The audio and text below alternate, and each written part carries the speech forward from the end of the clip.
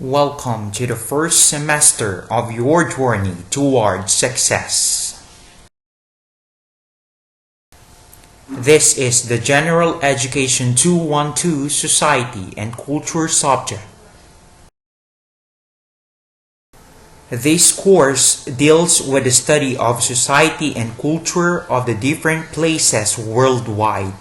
This course entails the importance of understanding the other's perspective, decision, judgment, history, traditions, beliefs, and of course the law and orders that will give any individual the convenience to adopt and learn other society styles and classifications with their culture. Let's begin our first discussion with the nature and scope of sociology. Now, what do we mean by sociology? Sociology is a systematic study of human society and social interaction. It was said that it is a scientific study because we cannot judge people the way we perceive our own life. But merely, it is a systematic study because we tend to employ scientific method for us to be able to find particular answers to our particular problems or the way we tend towards an individual in the society.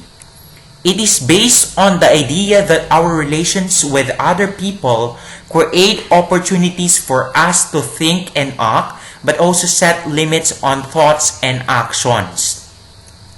Through communications, we can create a good rapport towards others. Through communication, we tend to reach out others and we tend to share our thoughts and ideas, and particularly we can share also our action towards other people. But at some point, that would depend again on the person we tend to reach out, and that's the time that we can set limits or limitations on our thoughts and actions. Based on the definition, we can say that sociology is also a study of reifications or social construction, because the way we tend to connect, the way we tend to socialize, that's the time that we can try to create a new group.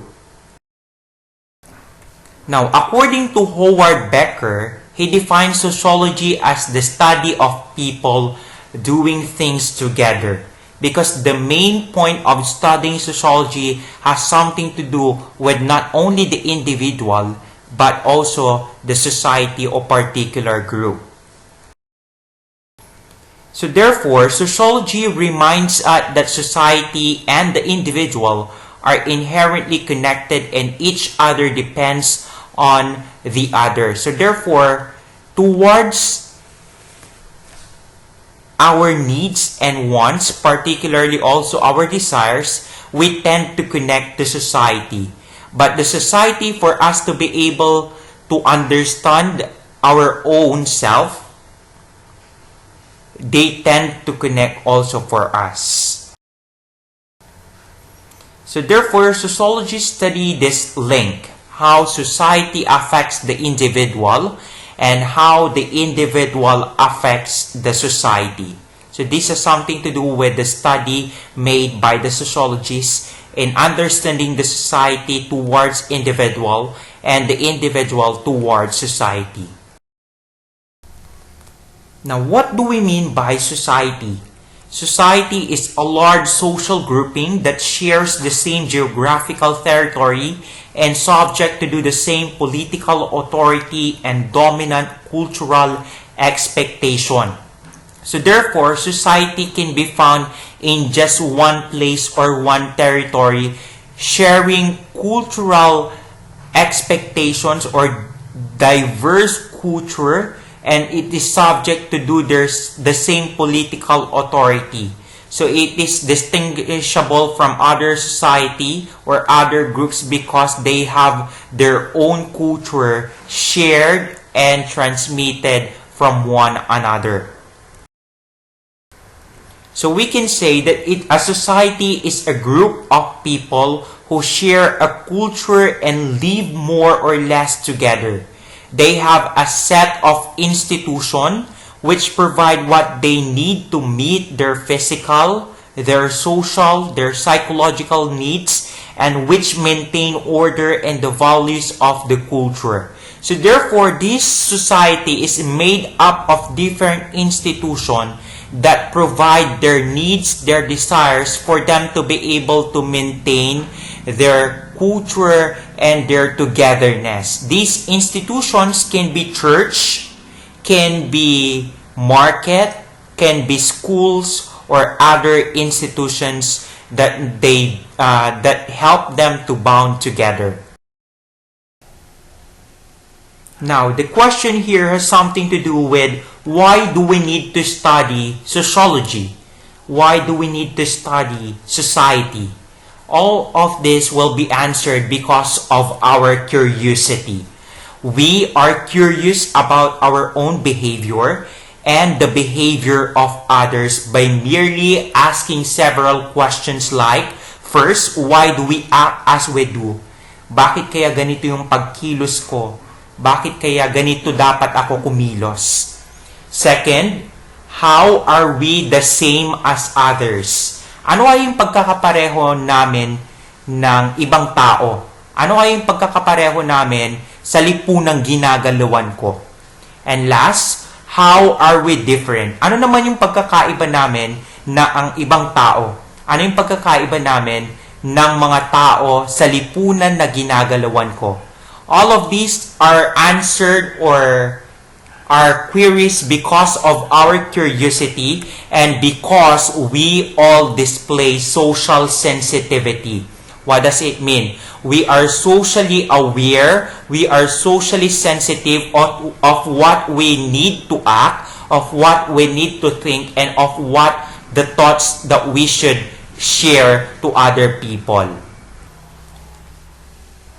Now, in sociology, we have sociological imagination, which was coined by Wright Mills, and this has something to do or referred to the vivid awareness of the relationship between private experiences and the wider society. So this has something to do also with the individual aspects or individual lives towards the society.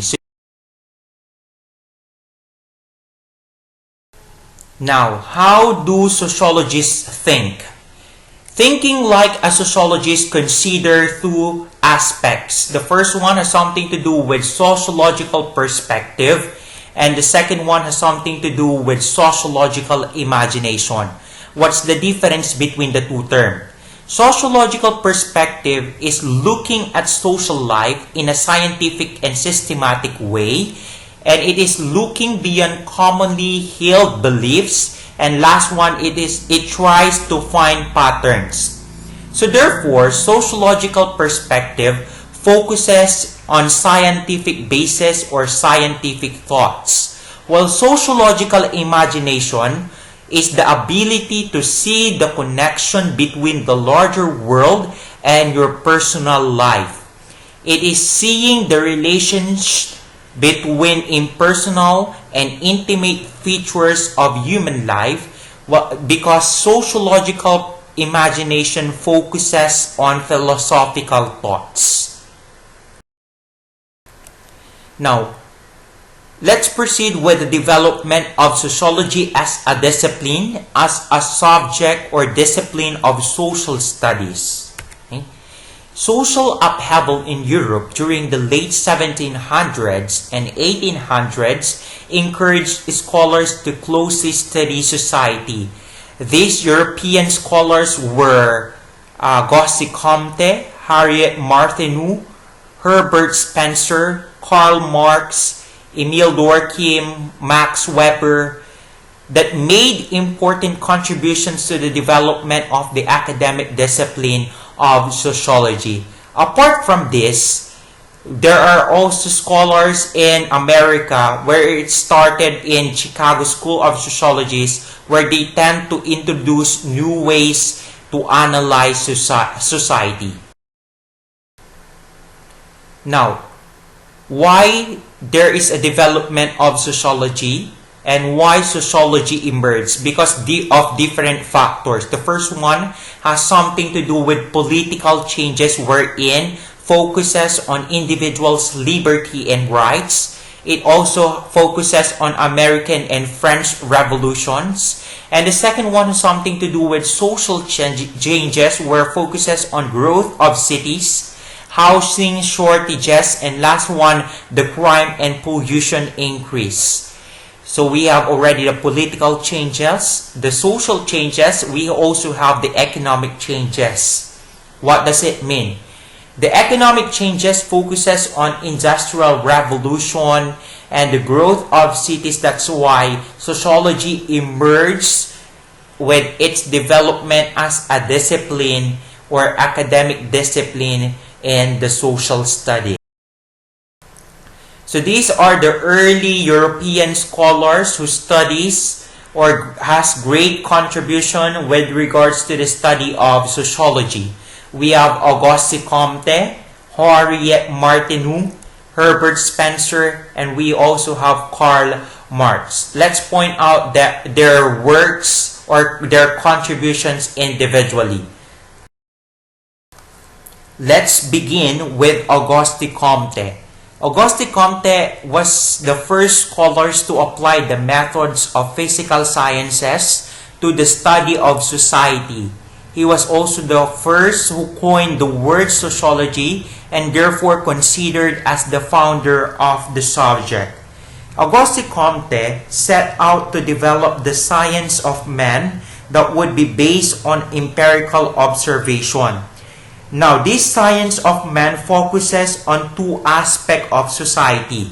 The first one has something to do with the social statics, which forces produce order and stability. And the second one has something to do with social dynamics, which contribute to social change. So that's Auguste Comte.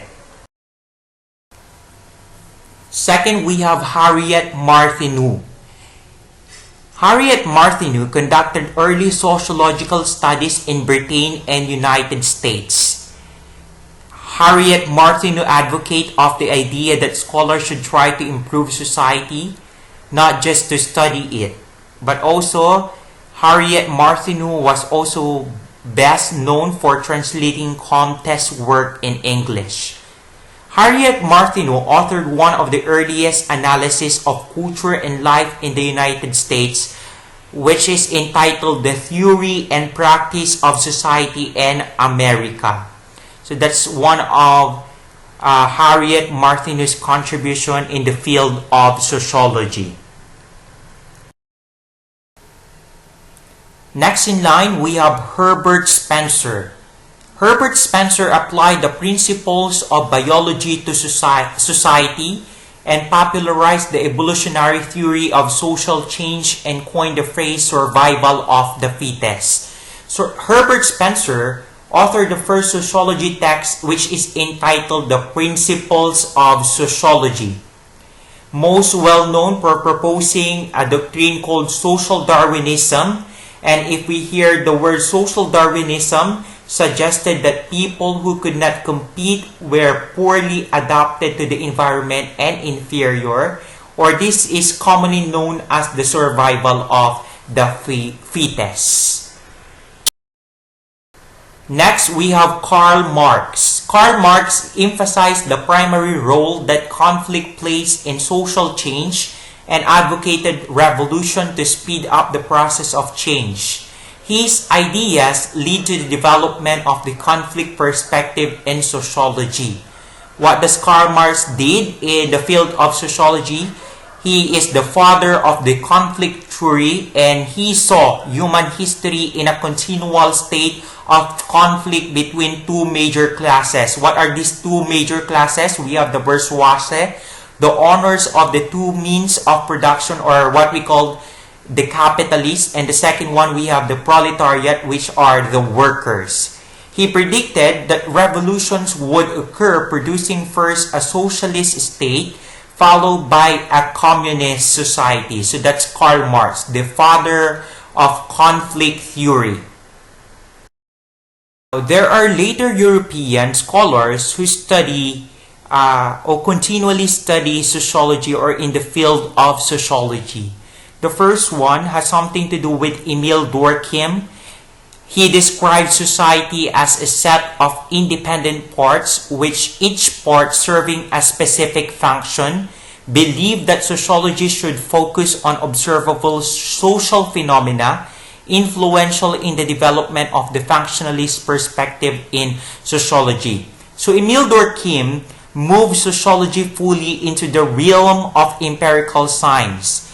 Most well-known empirical study is called suicide, where he looks at the social causes of suicide and generally regarded as the founder of the functionalist theory. Next, we have also Max Weber.